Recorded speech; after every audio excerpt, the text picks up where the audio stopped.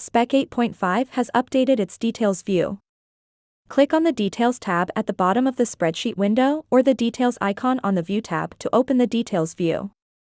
Pull the Details tab away from the other view tabs and make it a standalone window on a separate monitor. Don't need to see all the part information? Simply collapse the information one section at a time. You can also dock it side by side to the spreadsheet or underneath the spreadsheet to instantaneously and simultaneously update individual part information.